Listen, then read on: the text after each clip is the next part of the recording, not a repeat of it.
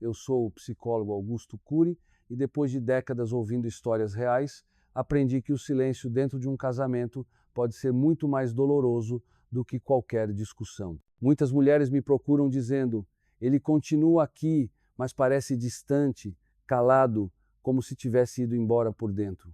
Não se trata de falta de amor, mas de uma crise silenciosa que muitos homens enfrentam ao envelhecer. Eles não foram ensinados a falar sobre sentimentos, apenas a mostrar resultados, força, desempenho. Por isso, em vez de pedir ajuda, eles se fecham. Hoje quero abrir com você uma reflexão profunda, entender o que se passa na mente masculina quando a idade chega e como essa compreensão pode ser o primeiro passo para reconectar o coração do seu companheiro e também o seu. Porque compreender não é aceitar tudo, mas escolher com consciência como deseja viver daqui para frente. Se este tema toca a sua vida de alguma forma, deixe o número 1 nos comentários para que eu saiba que estamos juntos nessa jornada. Ao longo de mais de 3 décadas, escutando casais, descobri uma verdade que poucos têm coragem de admitir. O silêncio dentro de um relacionamento pode ser mais devastador do que as discussões mais intensas. A ausência de palavras, de olhares e de gestos de afeto é um tipo de distância que corrói aos poucos, todos os dias, sem que ninguém perceba claramente. O primeiro passo para compreender essa realidade é reconhecer que muitos homens, ao envelhecer, não sabem expressar suas emoções, foram ensinados desde cedo a serem fortes, a esconderem seus medos, a não demonstrarem fragilidades. Cresceram acreditando que falar sobre sentimentos era sinal de fraqueza e, quando chegam à maturidade, esse silêncio se torna uma prisão não apenas para eles, mas também para suas companheiras. Já escutei inúmeras mulheres dizerem: ele ainda está aqui, mas é como se tivesse ido embora por dentro. Elas não falavam de traição, falavam da ausência emocional. Estar ao lado de alguém que não partilha mais sonhos, que não fala de si, que apenas cumpre a rotina, é uma das experiências mais solitárias que existem. E o mais doloroso é que muitas acreditam que esse afastamento significa falta de amor. Mas nem sempre é isso. O que aprendi observando tantos homens é que a maioria deles não se afasta porque deixou de amar, mas porque não sabe como lidar com o que sente.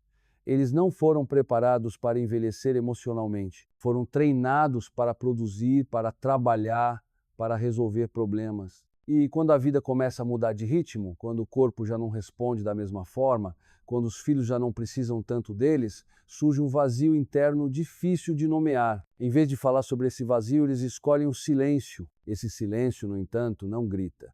Ele se instala devagar em pequenas atitudes. A conversa que diminui, o olhar que já não se encontra, o abraço que dura menos tempo e, quando a companheira tenta puxar um diálogo, muitas vezes recebe respostas curtas, como se nada houvesse para dizer. Mas o que existe é muito. Existe medo, existe insegurança, existe a dúvida sobre o próprio valor. Por isso, o primeiro passo para quem quer reconstruir a conexão é compreender esse silêncio. Não se trata de aceitá-lo sem questionar, mas de enxergar o que está escondido por trás dele. Quando você percebe que o afastamento não significa desamor, mas dificuldade de expressão, muda também a forma como reage. Em vez de interpretar como rejeição pessoal, pode enxergar como um pedido de ajuda não verbalizado. Eu já vi casamentos renascerem quando a esposa, em vez de acusar o silêncio, decidiu criar espaço para escuta. Não se trata de perguntar apenas por que você não fala comigo, mas de mostrar, com presença e paciência, que está disponível para ouvir quando ele quiser se abrir. Muitas vezes basta um gesto simples, segurar a mão, manter o olhar, mostrar que não há cobrança, apenas interesse genuíno. Também aprendi que compreender o silêncio não significa justificar tudo. É importante que cada mulher saiba o que deseja viver daqui para frente. Algumas escolhem caminhar ao lado do companheiro nesse processo de redescoberta, outras percebem que precisam cuidar mais de si mesmas. Ambas as escolhas são legítimas. O que não pode acontecer é se anular dentro de uma relação que já não traz sentido. O primeiro passo, portanto, é este: olhar para o silêncio não apenas como um muro, mas como uma linguagem encoberta. Entender que por trás dele existe um homem que talvez não tenha aprendido a falar de si, mas que ainda sente, ainda ama, ainda deseja ser visto. Quando você muda a lente pela qual enxerga o afastamento, descobre que há espaço para um novo começo. Esse caminho não é fácil, requer paciência, coragem e, sobretudo, amor próprio, porque ninguém consegue reconectar-se com o outro se não estiver conectado consigo mesmo. O silêncio do companheiro pode ser um convite doloroso para que você também se pergunte: tenho me escutado? Tenho respeitado os meus limites? Tenho dado voz aos meus próprios sonhos? Muitas vezes o reencontro começa quando cada um decide ouvir a si mesmo primeiro. Eu quero que você guarde uma imagem. O silêncio pode ser como uma névoa.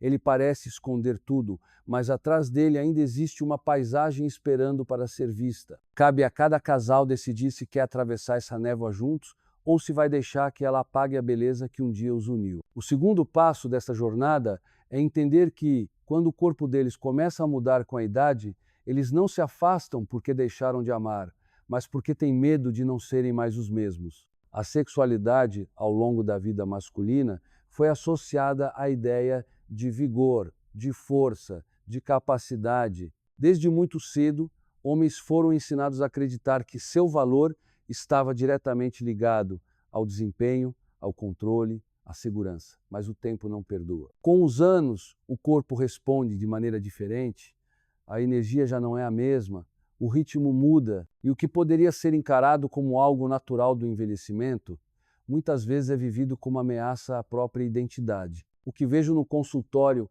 é que, em vez de falar sobre esse medo, muitos homens escolhem o silêncio. Evitam toques mais longos, recusam beijos demorados, se afastam do quarto como se fosse um campo de batalha onde preferem não arriscar perder. A esposa, sem entender, interpreta esse afastamento como rejeição, pensa que já não é desejada, que perdeu a atração, que não é mais vista como mulher. E essa interpretação dói profundamente porque toca diretamente na autoestima. Mas a verdade, em muitos casos, não é essa. O afastamento não acontece por falta de amor, mas por pânico silencioso. Eles não querem que a esposa perceba suas inseguranças, não querem admitir suas fragilidades. Preferem que ela pense que perderam o interesse a confessar que perderam o controle sobre o próprio corpo. Lembro-me de uma paciente que chamarei de Dona Margarida, de 62 anos. Ela chegou ao meu consultório chorando e disse: doutor, não entendo. Meu marido sempre foi carinhoso, mas de uns anos para cá ele me evita. Não me abraça mais como antes, não me procura. Me sinto rejeitada, como se eu tivesse deixado de ser mulher. Aí, escutei atentamente e depois perguntei como ele reagia em outras áreas da vida. Ela disse que continuava presente, cuidava da família, fazia questão de acompanhá-lo em compromissos, mas quando o assunto era intimidade, se fechava completamente. Expliquei a ela que, em muitos homens, a distância não é contra a esposa, mas contra si mesmos. Eles não suportam a ideia de mostrar vulnerabilidade. Sugeri que, em vez de confrontá-lo com frases como "você não me quer mais", ela tentasse abrir espaço com perguntas diferentes. Amor, o que você sente? Eu estou aqui com você. Não é fácil, porque exige paciência e exige também que a própria mulher se fortaleça para não carregar como rejeição pessoal aquilo que, na maioria das vezes, é uma luta interna masculina. Nas semanas seguintes, Dona Margarida voltou e contou que, numa noite, simplesmente tocou a mão dele e disse: não precisa ter medo, eu não quero perfeição, quero só você comigo. Ela disse que foi a primeira vez em anos que ele chorou diante dela. E foi nesse choro que ela percebeu: o problema nunca foi falta de amor, mas excesso de medo. Esse é um retrato fiel da realidade de muitos casais maduros. Enquanto a mulher interpreta o afastamento como perda de interesse, o homem vive o afastamento como forma de proteger-se da vergonha. A vergonha de admitir que já não é o mesmo, que o corpo mudou, que a juventude ficou para trás. Mas quero deixar claro, compreender isso não significa aceitar a distância como definitiva. Pelo contrário, significa abrir caminhos para a reconexão. O apoio da companheira, a escuta sem julgamento, a paciência diante das mudanças podem ser chaves para transformar esse silêncio em reencontro. Eu aprendi que os homens amadurecem de uma forma diferente das mulheres.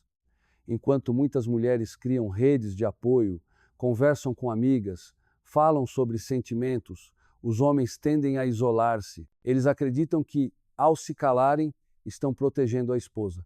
quando na verdade estão afastando-a. O segundo passo desta jornada é justamente esse: compreender que, por trás do afastamento, existe fragilidade.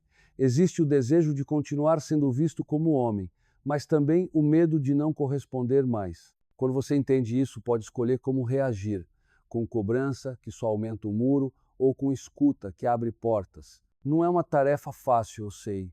Muitas mulheres, como Dona Margarida, chegam cansadas, feridas, acreditando que o problema é delas. Mas, quando percebem que não se trata de rejeição, e sim de insegurança masculina, conseguem olhar para a situação com novos olhos. O que proponho não é que você carregue o peso sozinho, mas que crie um espaço de diálogo. Diga com serenidade: eu também mudei com o tempo e está tudo bem.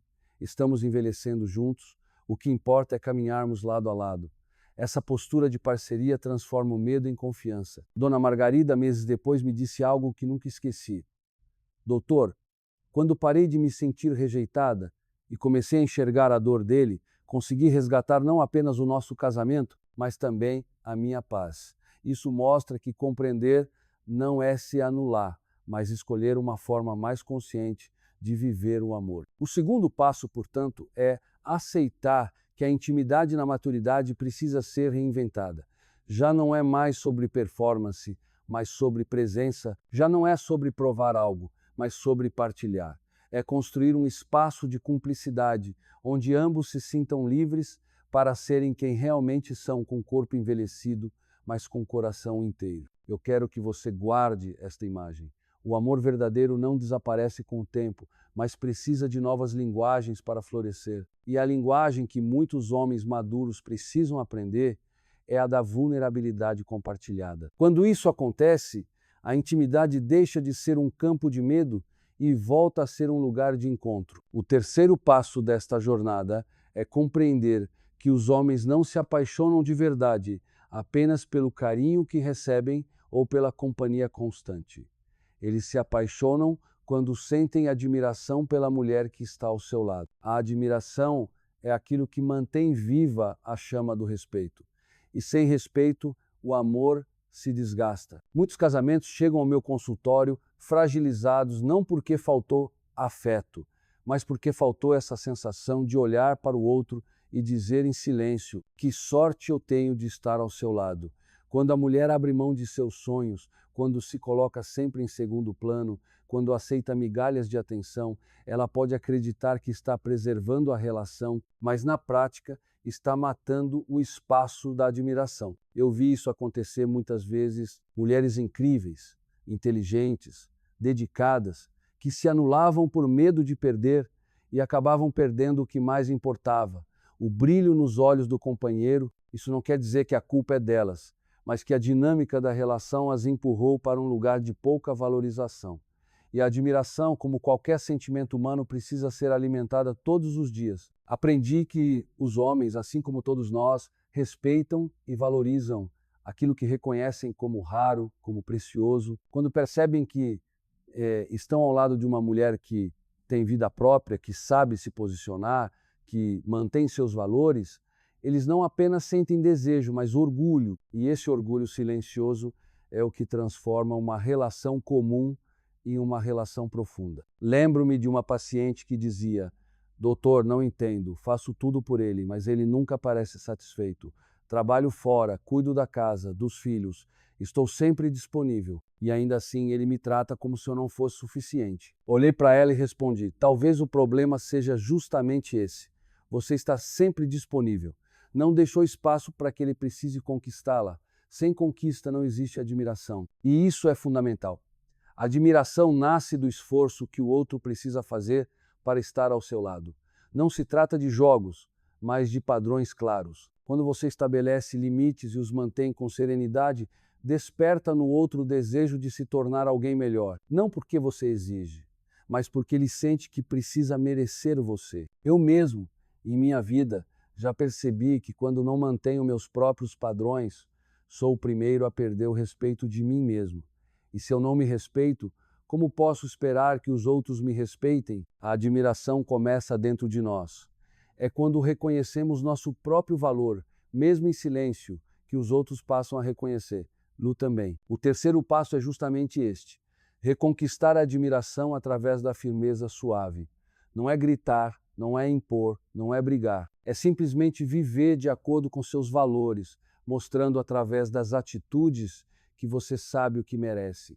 Uma mulher que se valoriza naturalmente inspira o homem a admirá-la, e a admiração é a ponte para um amor verdadeiro e duradouro. Quero que você reflita comigo.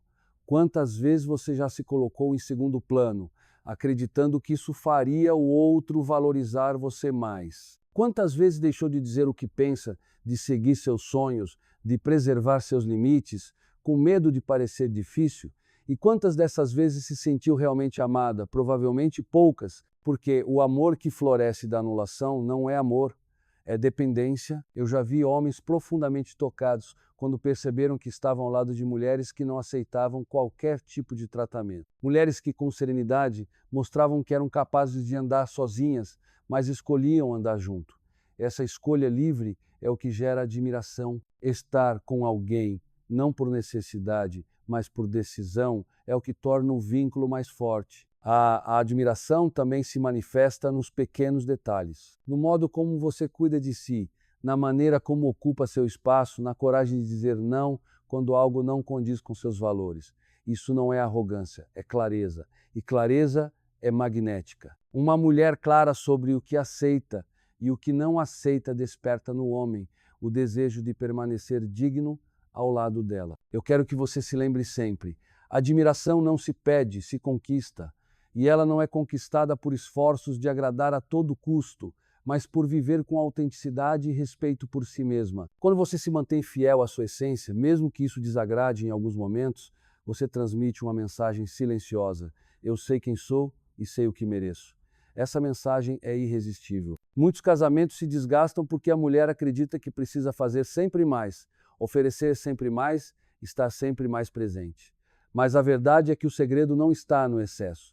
Está no equilíbrio, está em manter a individualidade, em preservar os próprios sonhos e não abrir mão daquilo que dá sentido à sua vida. Quando você faz isso, automaticamente se torna alguém que merece ser admirada. Eu aprendi que quando falta admiração, até o amor se enfraquece. Mas quando a admiração existe, até nos dias difíceis o amor se mantém de pé. Porque a admiração não é sobre perfeição, é sobre coerência, é sobre olhar para o outro e perceber que ele vive de acordo com aquilo que acredita. O terceiro passo é, portanto, reconquistar a admiração do seu companheiro e, antes de tudo, a sua própria. Pare de se diminuir. Pare de aceitar menos do que merece. Pare de acreditar que precisa se anular para ser amada. O respeito e o amor começam quando você decide respeitar-se e amar-se em primeiro lugar. E se esse conteúdo fez sentido para você, se em algum momento você percebeu que está vivendo algo parecido, eu convido você a deixar o número 1 nos comentários. Assim saberei que estamos caminhando juntos nesta jornada de autodescoberta, respeito e reconexão. Mas quero avançar com você para um passo ainda mais profundo: compreender o poder da escassez dentro das relações. Parece estranho falar em escassez quando desejamos proximidade, mas a verdade é que aquilo que está sempre disponível tende a perder valor aos olhos humanos. Não se trata de manipulação, mas de compreender como a mente funciona.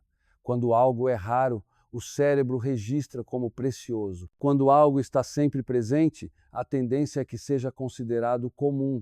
E o mesmo acontece nos relacionamentos. Muitas mulheres acreditam que, ao estarem sempre disponíveis, ao dizerem sim para tudo, ao anularem seus próprios interesses, vão ser mais amadas. Mas o efeito costuma ser o oposto. A previsibilidade mata a curiosidade e o excesso de presença pode reduzir a admiração. Eu já vi casais em que a mulher dizia: faço tudo por ele, estou sempre pronta quando ele quer, mas ainda assim ele parece distante. E a explicação estava justamente aí. A disponibilidade constante havia se tornado rotina. O que é rotina deixa de ser percebido, deixa de ser valorizado. A vida ensina que até as coisas mais simples ganham um novo brilho quando não estão sempre à mão. O café tem outro gosto quando você o toma em paz.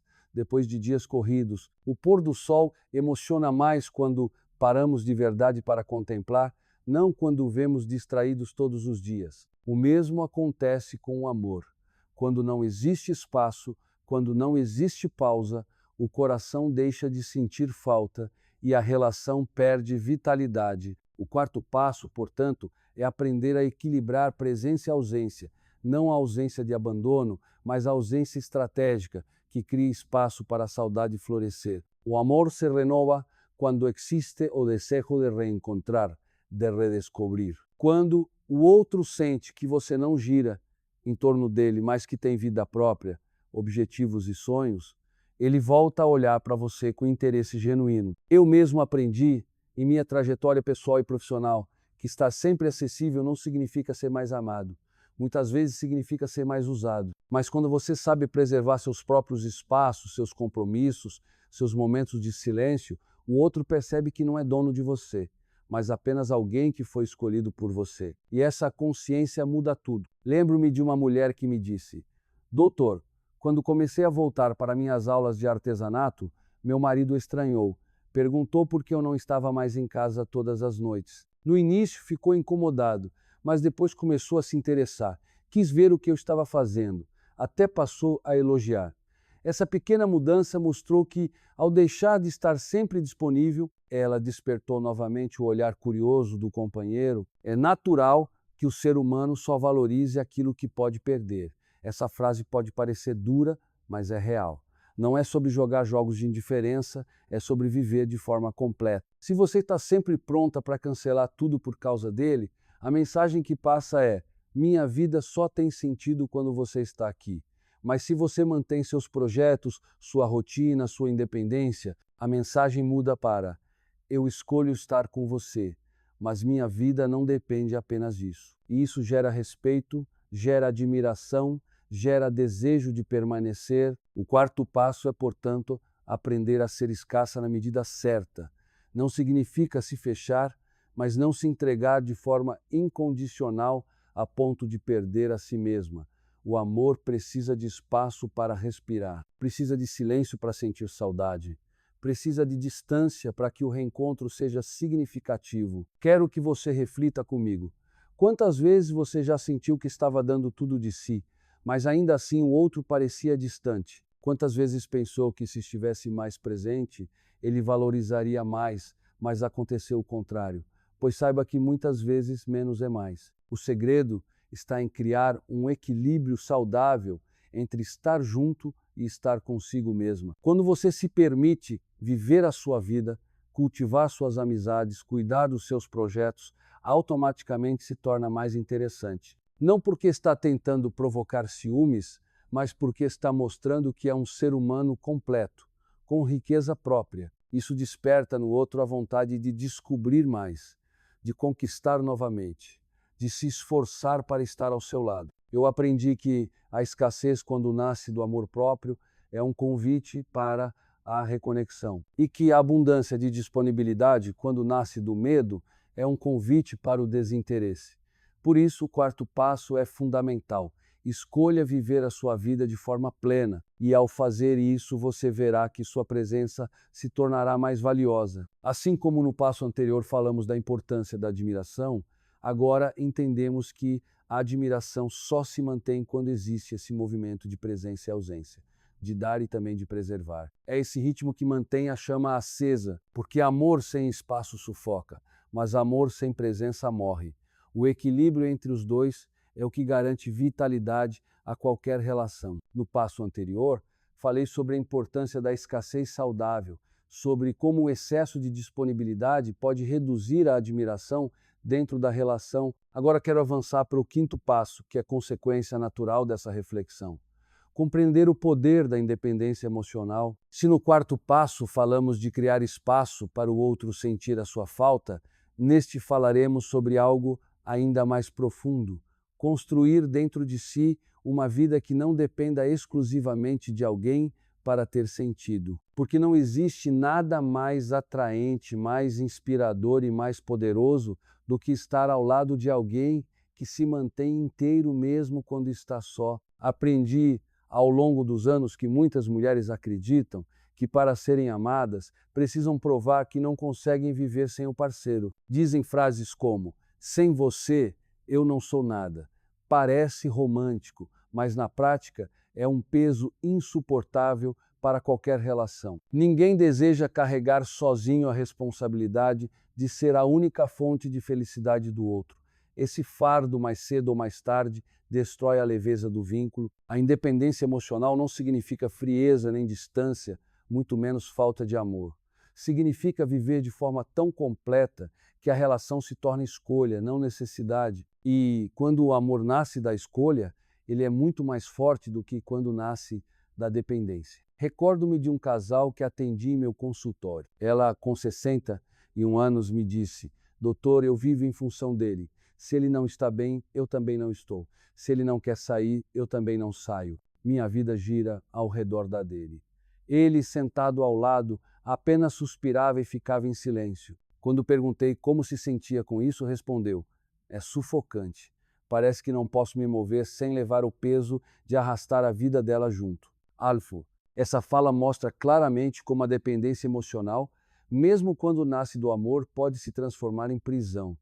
O que aquele homem desejava não era liberdade para se afastar, mas para voltar a admirar. Ele precisava sentir que a companheira tinha vida própria, que era capaz de caminhar por si mesma, que não colocava todo o sentido da existência apenas nele. Foi então que expliquei a ela: quando você reconquista a sua vida, você também reconquista o olhar dele. O que mantém o amor vivo não é a dependência, é a admiração.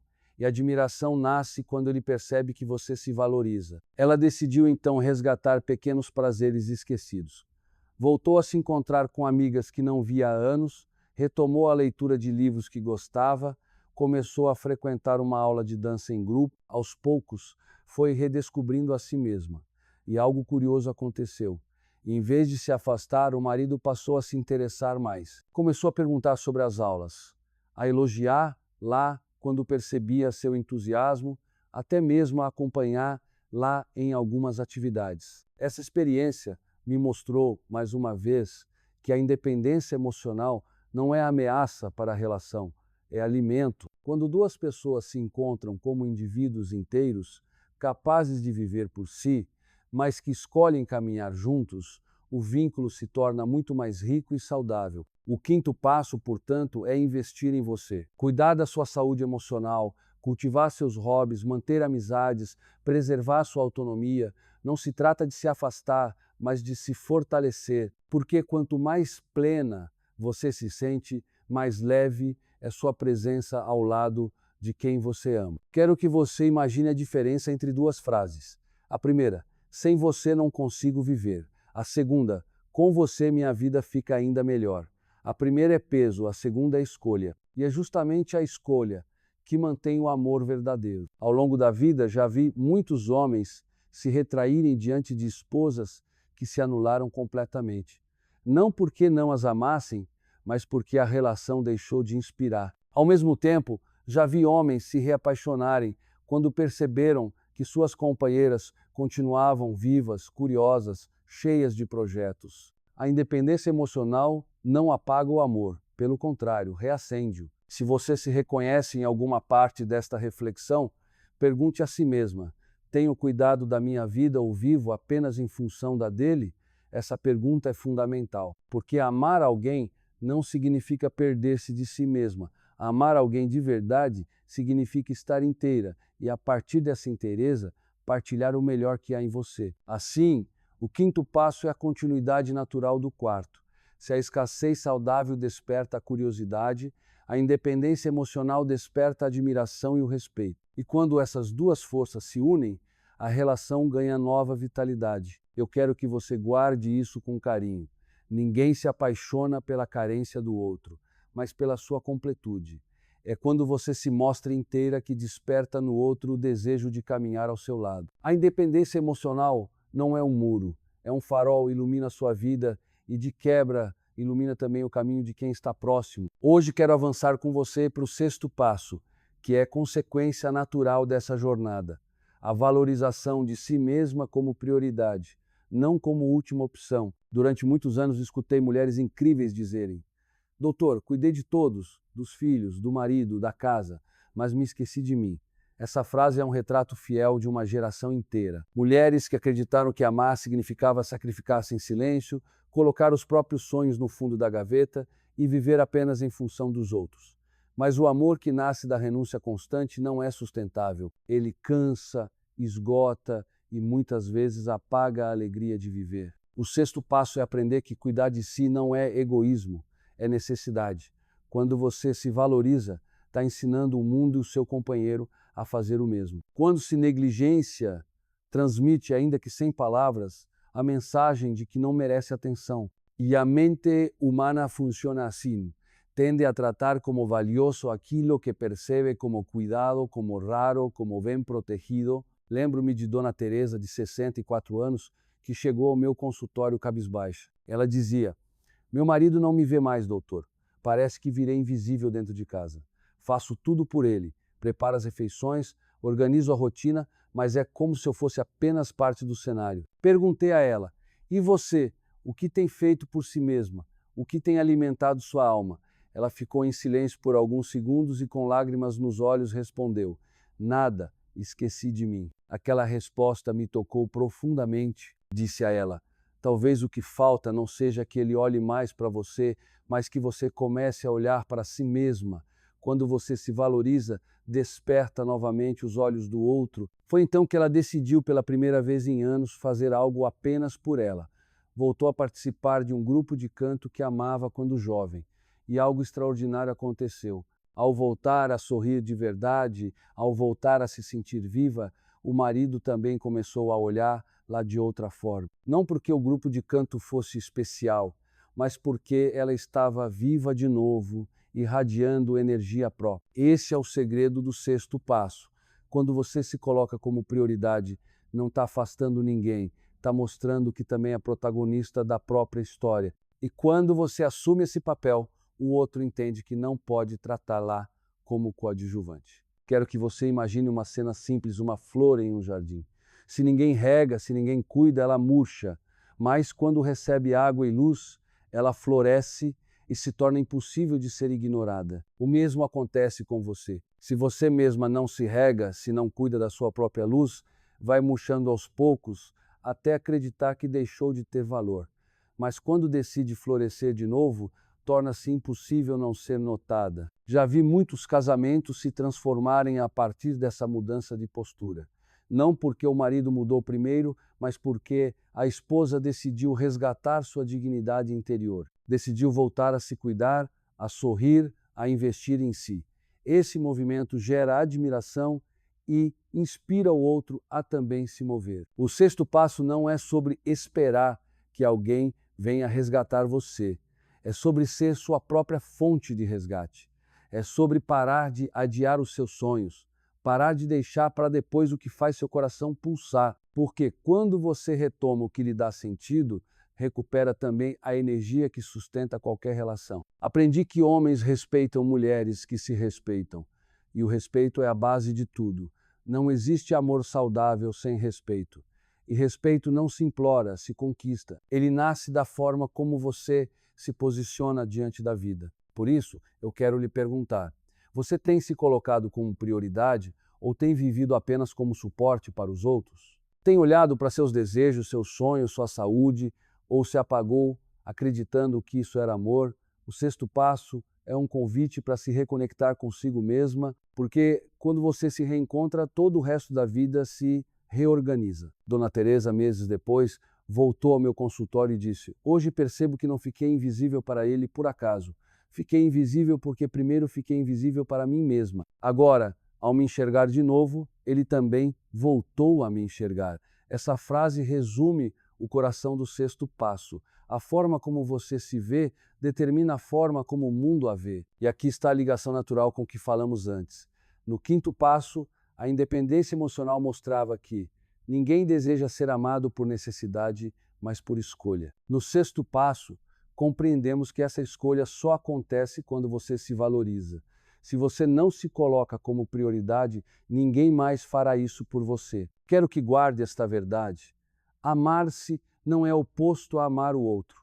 É justamente o que dá condições para amar melhor. Porque só quem se respeita consegue e estabelecer limites saudáveis. Só quem se cuida consegue oferecer cuidado verdadeiro. Só quem se valoriza consegue inspirar admiração. O sexto passo é um divisor de águas. Ou você continua vivendo apagada, esperando o reconhecimento externo, ou decide acender sua própria luz e se tornar referência de dignidade e amor próprio. Essa decisão muda tudo. Muda seu olhar, muda sua postura, muda a forma como os outros a tratam. Eu aprendi que o amor verdadeiro nunca floresce na terra da anulação, mas sempre floresce no solo da autoestima.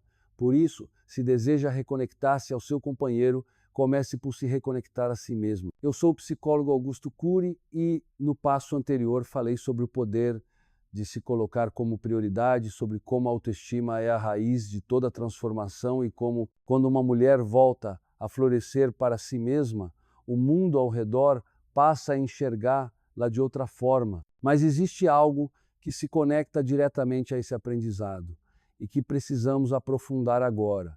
Os padrões que você estabelece no seu relacionamento. Se a autoestima é o solo fértil, os padrões são as cercas invisíveis que protegem o jardim.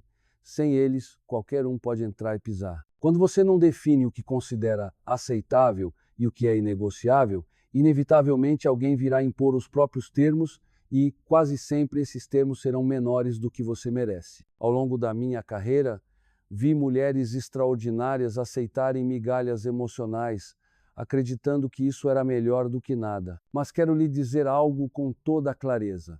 Cada vez que você aceita menos do que merece, está ensinando ao outro como deve ser tratado por você. O sétimo passo é exatamente esse: ter padrões elevados e mantê-los com serenidade, sem gritos, sem exigências teatrais, apenas com firmeza interior. Lembro-me de Dona Marília, uma senhora de 62 anos, que me procurou depois de viver mais de 3 décadas em um casamento onde sempre foi a segunda opção. Ela dizia: doutor, nunca reclamei, sempre estive ao lado dele, aceitei as ausências, as desculpas, os silêncios. Eu pensava, se eu exigir demais, ele vai embora. Hoje percebo que ele nunca foi embora porque eu não exigia, mas também nunca ficou de verdade. Essa fala foi como um raio de luz.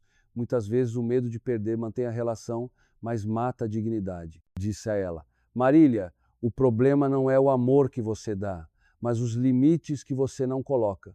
O amor verdadeiro precisa de contornos claros. Sem limites, ele se dilui até se tornar invisível.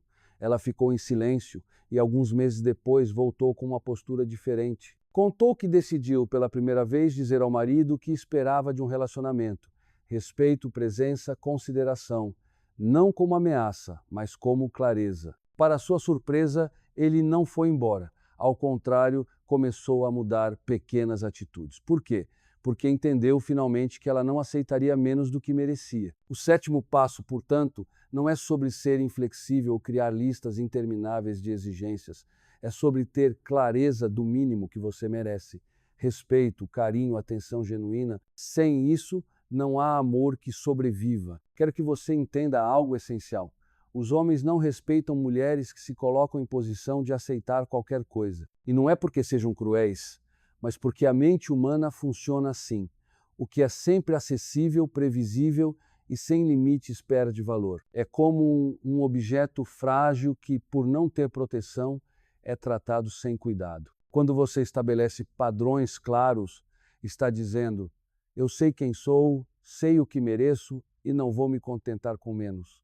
Isso não afasta o amor, ao contrário, o fortalece, porque o outro entende que para estar ao seu lado precisa estar à altura da sua grandeza. E veja como esse passo se conecta naturalmente ao anterior.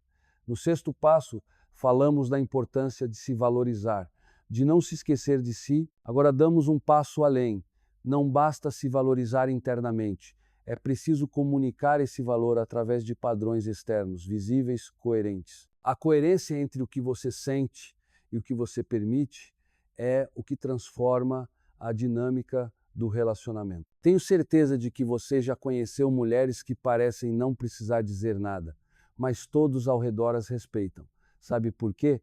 Porque elas têm padrões claros, a forma como caminham, como se posicionam, como reagem a certas situações comunica. Aqui há limites. E limites não afastam, eles atraem porque dão segurança, Os relacionamentos que florescem são aqueles onde há clareza. Não é preciso gritar, implorar, nem ameaçar. Basta ser firme em suas escolhas. Quando você aceita migalhas, está alimentando o ciclo do desrespeito. Quando exige banquetes de consideração, está convidando o outro a crescer ao seu lado. O sétimo passo é, portanto, um chamado à coragem. Coragem de dizer não quando for preciso. Coragem de se levantar mesmo depois de anos aceitando pouco. Coragem de acreditar que você não nasceu para ser segunda opção. Sei que pode parecer difícil, especialmente para mulheres que passaram a vida inteira priorizando os outros. Muitas me dizem, mas doutor, e se ele não aceitar meus padrões? E se for embora? E eu respondo, se alguém vai embora porque você exige respeito, é sinal de que nunca esteve de verdade. É melhor perder quem não sabe amar do que perder a si mesmo em troca de migalhas. Lembro-me ainda de outra paciente, Dona Lídia, de 60 anos. Depois de décadas sendo a esposa dedicada que nunca dizia não, um dia decidiu mudar, disse ao marido, eu continuo ao seu lado porque quero, mas não vou mais aceitar ser tratada como invisível. Se você quiser caminhar comigo, ótimo. Se não quiser, eu caminho mesmo assim. Essas palavras, ditas com calma, transformaram o relacionamento. Ele, que sempre a tinha como garantida, passou a temer perdê-la. E foi nesse medo saudável de perder que começou a nascer um amor mais consciente. O sétimo passo mostra que amor e respeito caminham juntos. E respeito nasce dos padrões que você estabelece. Se você se cala diante do desrespeito, está autorizando que continue. Se você se levanta diante dele, está ensinando que ali não há espaço para nada menos que o melhor. Por isso, minha amiga, eu lhe convido a refletir. Quais são os seus padrões inegociáveis? O que você já aceitou por medo de ficar sozinha e que agora sabe que não quer mais aceitar? Guarde esta verdade.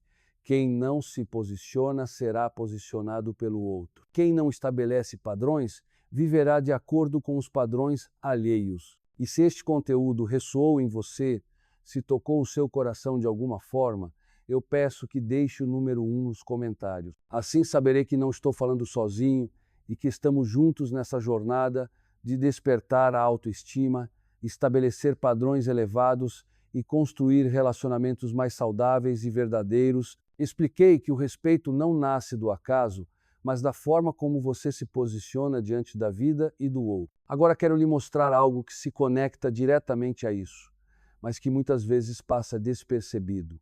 A comunicação não verbal. Talvez você nunca tenha pensado nisso, mas todos nós estamos comunicando algo o tempo inteiro, mesmo em silêncio. O corpo fala antes das palavras, a postura transmite mais do que um discurso, os olhos revelam verdades que a boca tenta esconder. Muitas vezes não é o que você diz que convence uma pessoa, é o que você mostra com suas atitudes e com a sua presença. Ao longo da minha trajetória, percebi que mulheres que estabelecem padrões elevados não precisam repetir 100 vezes o que querem ou o que não aceitam.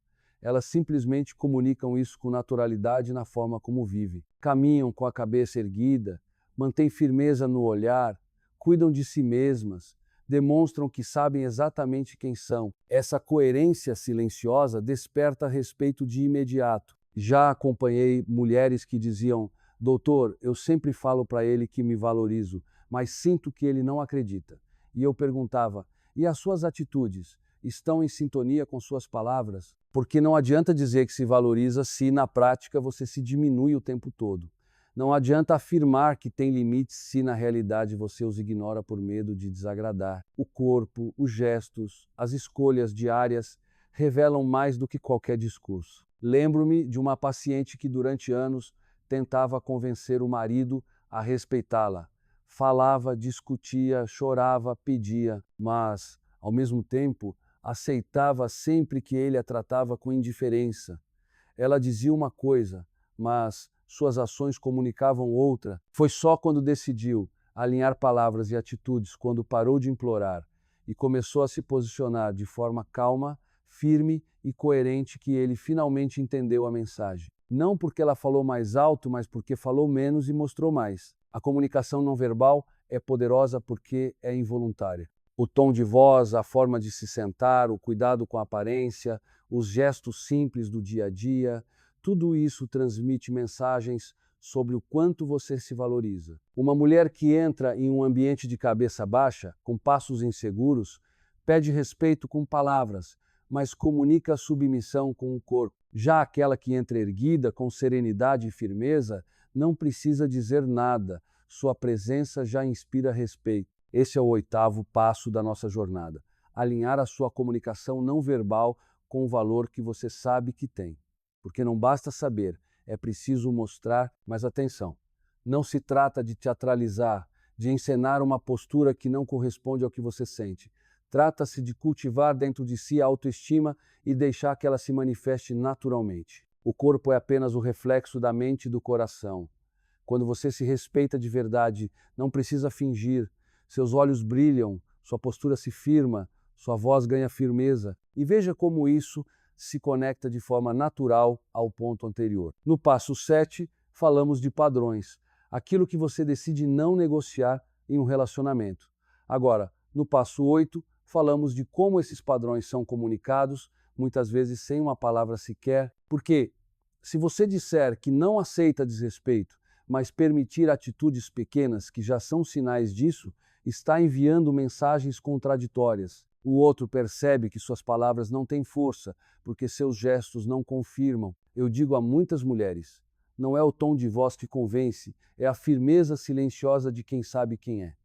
Você pode até falar pouco, mas se suas atitudes forem claras, sua mensagem será ouvida. Ao contrário, você pode falar muito, mas se suas ações desmentirem, sua mensagem será ignorada. Pense em situações simples. Se você diz que precisa de tempo para si mesma, mas sempre abandona seus planos para atender ao outro, o que está comunicando é que não se prioriza. Se afirma que quer respeito, mas aceita ironias, atrasos constantes, promessas quebradas, o que comunica é que, no fundo, aceita ser tratada assim. Por outro lado, quando você mantém seus compromissos pessoais, quando cuida de si, quando não tolera palavras ou atitudes que a diminuem, você comunica que se valoriza sem precisar gritar, sem precisar implorar. Essa coerência é magnética. Homens percebem, mesmo que inconscientemente, quando estão diante de uma mulher que se respeita, é como se um campo invisível de dignidade os envolvesse, obrigando-os a ajustar o próprio comportamento. Eles entendem que não estão lidando com alguém que aceita qualquer coisa, mas com alguém que tem clareza de seu valor. E o mais bonito é que essa comunicação não verbal, ela não exige esforço artificial. Não é sobre andar como modelo, falar como atriz ou ensinar perfeição. É sobre ser verdadeira consigo mesma, sobre deixar transparecer a confiança que nasce quando você se conhece, se aceita e se valoriza. Por isso quero lhe propor uma reflexão prática. Como está a sua comunicação silenciosa hoje? Sua postura reflete força ou insegurança? Seu olhar transmite confiança ou dúvida? Seu corpo confirma ou desmente aquilo que você diz em palavras? Se você percebeu incoerências, não se culpe. Apenas entenda que é possível começar a alinhar isso. Pequenos gestos fazem diferença. Erguer a cabeça ao caminhar, sustentar o olhar durante uma conversa, manter o tom de voz sereno mesmo em momentos de conflito, cuidar da própria aparência não para agradar o outro, mas para se sentir bem consigo mesma. Tudo isso são mensagens silenciosas que constroem ou destroem o respeito dentro de um relacionamento. O 8º passo, portanto, é um convite para unir palavras e atitudes para deixar que o seu corpo e suas escolhas comuniquem o mesmo que seu coração deseja. Porque, no fim das contas, a verdadeira sedução, o verdadeiro respeito e a verdadeira admiração não se conquistam apenas com discursos, mas com a força silenciosa da coerência. Lembre-se, não é o quanto você fala, é o quanto você mostra. Não é o quanto você exige, é o quanto você confirma com suas atitudes. Não é o quanto você se explica, é o quanto você se respeita em silêncio. Esse é o poder da comunicação não verbal. Ser fiel ao que você é e permitir que o mundo a veja exatamente assim. Mostrei como muitas vezes não é o que você diz que convence, mas o que transmite com sua postura, seu olhar, sua serenidade. Agora quero dar um passo além e abordar algo ainda mais profundo, que se conecta naturalmente a esse tema: a plenitude emocional. Se a linguagem silenciosa do corpo pode revelar força ou insegurança, a vida interior é a fonte que alimenta essa linguagem. Não adianta erguer a cabeça se por dentro você se sente vazia. Não adianta sustentar o olhar se, no íntimo, você está em pedaços. Por isso, o 9º passo é aprender a ser completa em si mesma, a não depender emocionalmente de outro para se sentir inteira. Ao longo da minha carreira, encontrei muitas mulheres que diziam: "Doutor, sinto que sem ele eu não sou nada." Essas palavras cortam como faca porque revelam uma prisão invisível. Quando toda a sua identidade depende da presença ou da atenção de alguém, você perde a liberdade de viver plenamente. E a verdade é que nenhum relacionamento sobrevive saudável quando um depende completamente do outro para existir. A plenitude emocional significa ter raízes em si mesma. É encontrar fontes de alegria, de propósito e de realização que não dependem exclusivamente de estar com alguém. Quando uma mulher se sente plena, ela escolhe estar com um parceiro, mas não precisa dele para respirar. Essa diferença muda tudo. Lembro-me de uma senhora que atendi, Dona Helena, de 61 anos. Ela havia dedicado toda a vida à família e quando os filhos saíram de casa, percebeu-se completamente perdida. Disse-me: "Minha vida era ser mãe e esposa. Agora que os filhos seguiram e meu marido está cada vez mais distante, eu não sei mais quem sou." A dor dela era real, mas também reveladora. Durante anos, ela havia colocado todas as fichas no papel de cuidadora e se esquecido de cultivar a própria identidade. Conversei com ela sobre esse passo, expliquei que plenitude não significa estar sempre feliz, mas ter uma vida que não depende inteiramente do outro para ter sentido. Convidei a se reconectar com antigas paixões, a buscar amizades, a redescobrir hobbies esquecidos. Ela me contou que adorava escrever poesias na juventude, mas havia parado. Incentivei a voltar a escrever. Meses depois, voltou radiante: "Doutor, quando escrevo, sinto que ainda sou eu. Descobri que posso viver algo só meu." E, curiosamente, foi justamente quando ela começou a florescer de novo que o marido voltou a se interessar mais por ela. Isso acontece porque a plenitude é magnética. Homens e mulheres são naturalmente atraídos por pessoas que têm vida própria, brilho nos olhos, interesses que não giram apenas em torno do outro. A dependência gera peso, a plenitude gera leveza. A dependência afasta, a plenitude aproxima. Esse é o 9º passo. Não colocar sua felicidade nas mãos de ninguém. Ter ao lado alguém que soma é maravilhoso, mas se você não é feliz por si mesma, inevitavelmente vai transformar o relacionamento em uma busca desesperada por validação.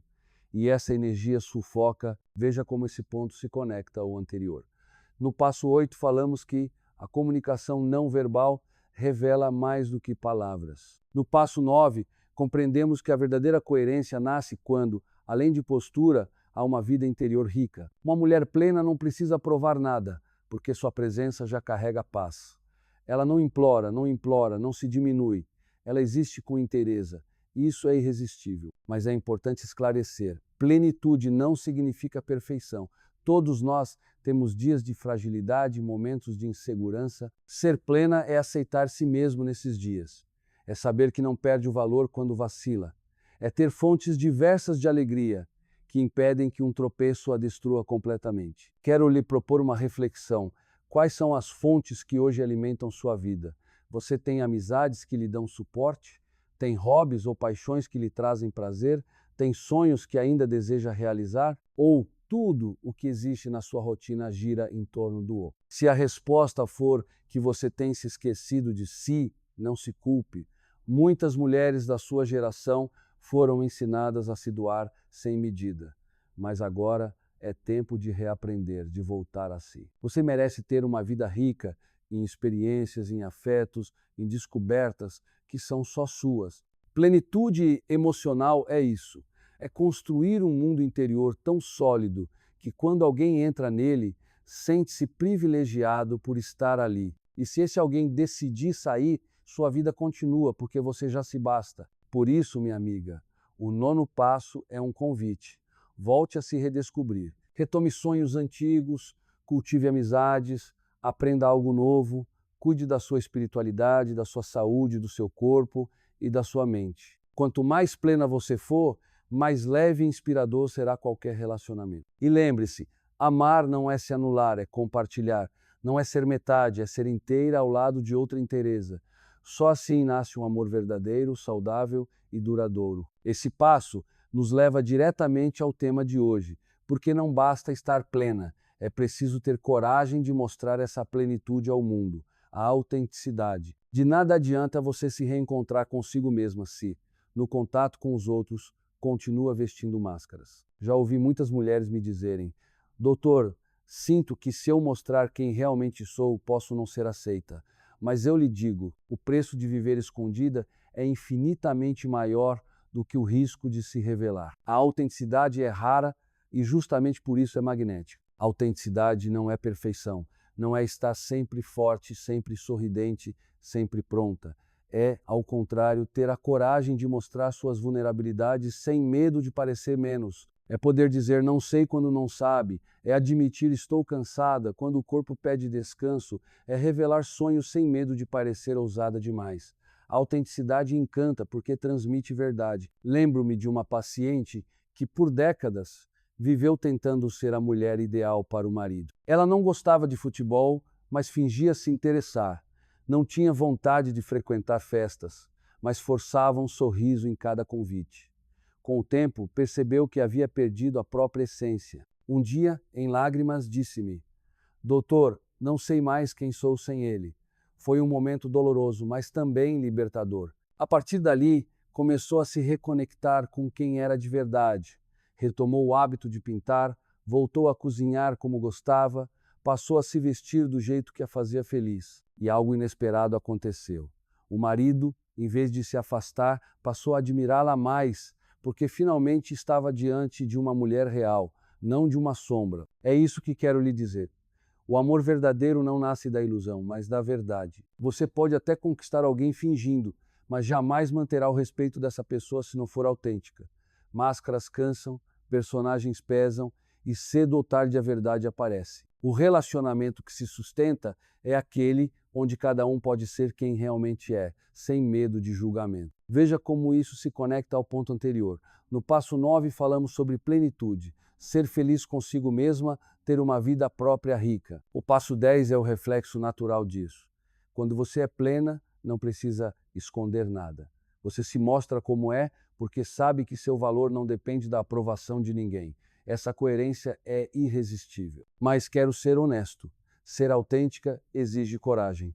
É mais fácil se moldar ao que o outro espera, porque isso parece garantir segurança.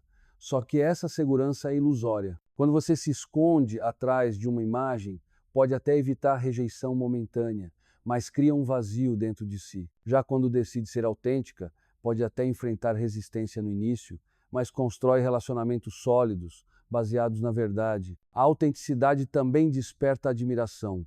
Homens respeitam mulheres que têm opinião própria, que sabem expressar seus desejos, que não se calam diante do que não concordam. Não porque sejam desafiadoras, mas porque são reais. O brilho não está em agradar a todo custo, mas em se posicionar com firmeza e serenidade. A vida é curta demais para viver papéis que não são seus. A autenticidade é libertadora porque dá leveza. Quando você mostra quem realmente é, pode perder pessoas que não sabem lidar com sua verdade, mas vai ganhar aquelas que a amam pelo que você é de fato. E esse amor é o único que vale a pena. Por isso, minha amiga, o 10º passo da nossa jornada é este. Permita-se ser real. Mostre suas forças e também suas fragilidades. Revele seus sonhos, mesmo que pareçam pequenos. Fale com sinceridade, ainda que sua voz trema, porque a autenticidade é a ponte mais curta entre duas almas. Lembre-se, plenitude é ser inteira para si mesma, e autenticidade é ter a coragem de mostrar essa inteireza ao mundo. Quando você une as duas coisas, se torna impossível de ser ignorada. Eu sou o psicólogo Augusto Cury e quero terminar esta reflexão deixando um lembrete simples. Você não precisa ser perfeita, precisa apenas ser verdadeira consigo mesma. Quando aprende a se valorizar e a mostrar quem realmente é, já está no caminho para relacionamentos mais leves e significativos. A vida é curta demais para viver escondida atrás de máscaras. Escolha a autenticidade, escolha a sua paz. Se esta mensagem falou ao seu coração, siga-me e ative as notificações, porque ainda temos muito a caminhar juntos nesta jornada de autoconhecimento e transformação.